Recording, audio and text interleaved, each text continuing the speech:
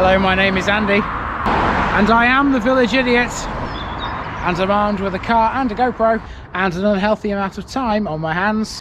Welcome back to the district of West Lindsey, and this morning we're taking on a village which has a rather nice 1.5 mile circular walk that you can do around its southern reaches, which involves going through this wood. Welcome to the parish of LEA.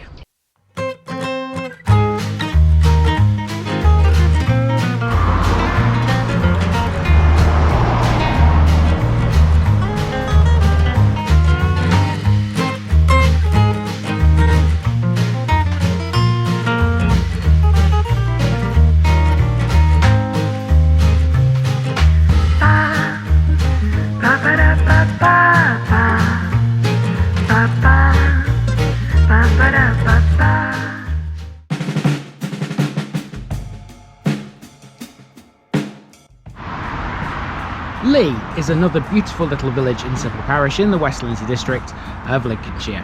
The population of this one at the 2011 census was 1,009.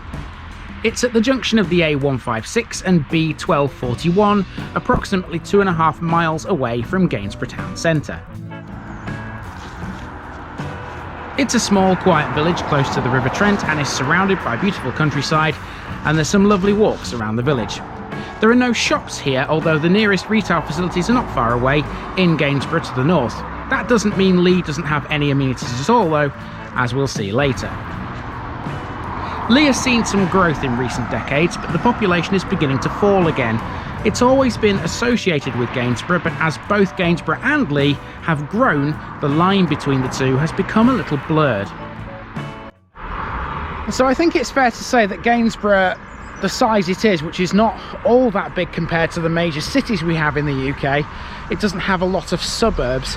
If you were to term LEA a suburb, I think it would be a bit unfair, because it's its own separate village, but what with development from Gainsborough and from LEA as well merging together, the boundary's a little bit blurred now, and when you drive from LEA into Gainsborough, you just think you're on one continuous urban stretch.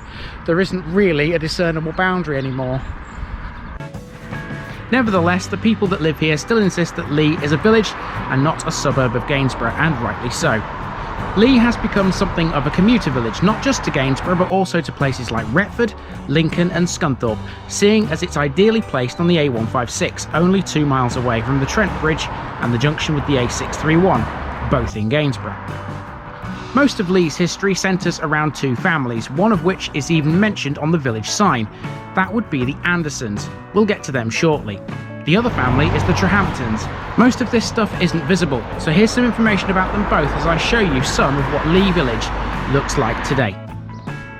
The family of Trehampton held the manor of LEA from the 12th to the 14th centuries and perhaps from the Norman conquest. In 1322 they would forfeit the manor and it was granted to William de Orne, the King's Constable of Tickhill Castle. It was returned to the family by Edward III. Okay, so I've walked as far as Lansdale Avenue, which is right here. Now, the boundary between LEA and Gainsborough is just a little bit further to the north. It's this way, and it's a road called Causeway Lane that marks the boundary, but you wouldn't know, like I said earlier, that it is the boundary because the houses just continue onto LEA Road in Gainsborough. I'm not going to walk as far up as that, although I will say if you do walk to Causeway Lane and you turn left, because it crosses this road, if you turn to the left, that takes you down towards LEA Marshes, which is out towards the Trent. But we're going back the other way because the most of the interesting things in LEA are back to the south. The site of the manor house was on Causeway Lane. It's a moated site and lies in the formerly wooded east end of the parish in the bottom of a broad natural basin near a wood called Hermit Dam. It was at one time assumed to be the site of Hainings Priory, but was subsequently identified as the manorial residence of the Trehamptons. Hainings Priory, though, isn't too far away, and we'll discover where it was next week. Today's picture bit will show you where Hermit Dam Wood and the earthworks from the site are now. Lee used to have a hall which was the home of the well-known Lincolnshire naturalist and antiquarian Sir Charles Anderson, characterised in the well-known Gainsborough ghost trail experience. The hall no longer exists. It was early 17th century, though it was much altered under Sir Charles's hand. In 1857, the north and south fronts were said to still have their Jacobean gables. On the eve of the First World War, the very last living links of the Anderson family and Lee Village were broken, and on the 6th of November 1913, the whole of Lee Village, including the hall and the Lindens, another property associated with the Andersons, were put up for sale by descendant Margaret Duncombe Anderson. Sadly, the hall fell into disrepair and the last parts were demolished in 1973. That was after it was used as a school before eventually being abandoned and put up for sale in the late 1960s.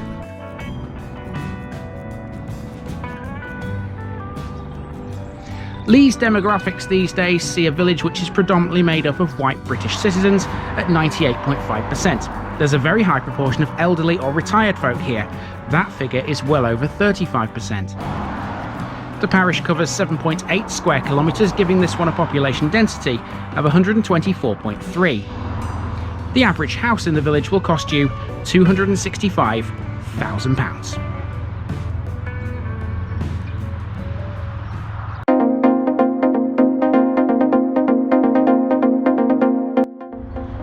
Lee Park has a number of sports and recreational facilities. The park is managed by Lee Parish Council and volunteers. There's an open kickabout area with a couple of goalposts fringed by trees, a cricket field, tennis courts, children's playground, picnic area, a community orchard and a woodland walk. The woodland walk, by the way, was part of my route, and later we'll see what that walk looks like. The park is about 6 hectares and was formerly part of the grounds of Lee Hall. Only one building remains from the time when the hall stood.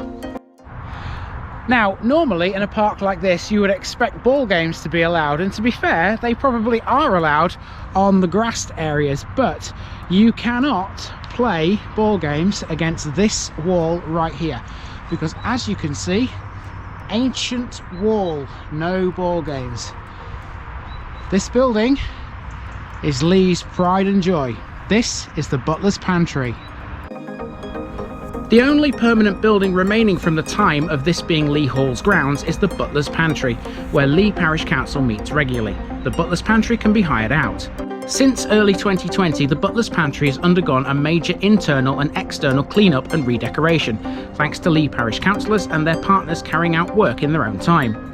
Seeing as this is such an historic and ancient building, I personally think it's important to keep this place top-notch, and I reckon the locals manage that here. Lee also has a village hall on Rectory Lane, which is also known as the Lee Institute. As you can see from the stone above the door, this dates back to 1938. Lee is served by a bus route provided by Stagecoach that runs from Scunthorpe to Lincoln. The nearest railway station is Gainsborough Lee Road on the Sheffield to Lincoln line. Here's Redcoat Residential Home on the A156, a service provider for Lee's elderly. The parish church is dedicated to St Helen. It's one of 7 churches in the Lee group of the Deanery of Corringham in the Diocese of Lincoln. St Helen's dates from the 12th century, with the north aisle being added in 1380. Between the choir and the north aisle is a medieval tomb to Sir Roger Trehampton. The 20th century rood screen that crosses the south chancel is made of oak from the Lee estate and was built by a local craftsman as a memorial to the men of the parish who lost their lives during the First World War. There's a plaque to the side which lists the names of those men. There's a small 2-manual organ built in 1849 by Hunter of London, and it was originally installed at the west end of the church in the 13th century tower arch. Lee also has this small white building which was originally the lodge for Lee Hall. Since 1951, this has served as Lee's Methodist Chapel. Lee's primary school is located on the Grove. The school was established in about 1814, and the current building was built as a Church of England aided school in 1966. Extra classrooms were added in 1971.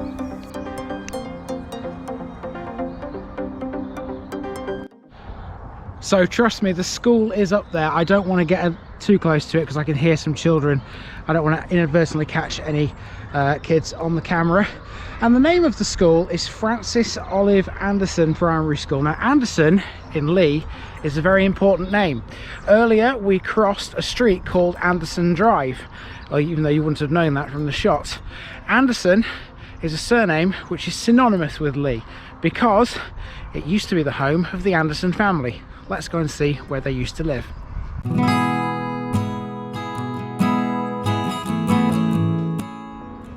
The woodland walk mentioned earlier goes around the western edge of Lee Park as far as Cromwell's Pond, which is usually dry in summer and fills up to a shallow depth in winter. We're in fact taking this walk in the opposite direction, from Willingham Road. These are public footpaths which run through some private land. The paths are 2 metres wide and you'd be trespassing if you strayed from them. These areas are known as Sheriff's Walk and New Plantation. It's a very pleasant circular walk of about 1.5 miles. Some of this used to be part of the grounds of Lee Hall, but not all. The Andersons would build a home called the Lindens close to Lee Hall when the family relocated from Yorkshire in 1783. In 1819, while alterations were being made at Lee Hall, the Andersons lived at the Lindens for 2 years, which was subsequently extended with an adjoining property, part of which was later used as the village's reading room. The Lindens was saved through a 2-year extensive private renovation programme by 2012, and blue plaques have now been placed by the Delves Local History Group to mark both the former historic sites associated with the Andersons.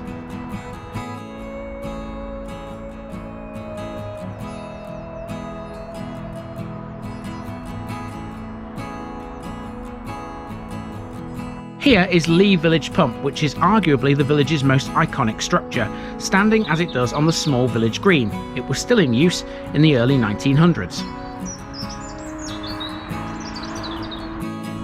And I thought the old rectory was worth a mention too. We don't see many of these, as they tend to be hidden away behind large gates or trees. Not here though. Now, a lot of my viewers out there often say to me that certain parts of parishes, certain places, certain areas bring back certain memories. And I've got one myself right here in Lee. I don't know whether I've told you this before, but I went to school in Gainsborough, and because I lived in Saxelby, I had to travel by bus, and my bus stopped right here in Lee on the way to Gainsborough, and it used to stop right here in this little bus stop. And that bus shelter there, which we saw earlier, was where the school children who lived here in Lee would join the bus before it went the last couple of miles to school. So there you go, some nice memories for me here in Lee this morning. Okay, time you guys had a picture bit. Here it comes right now.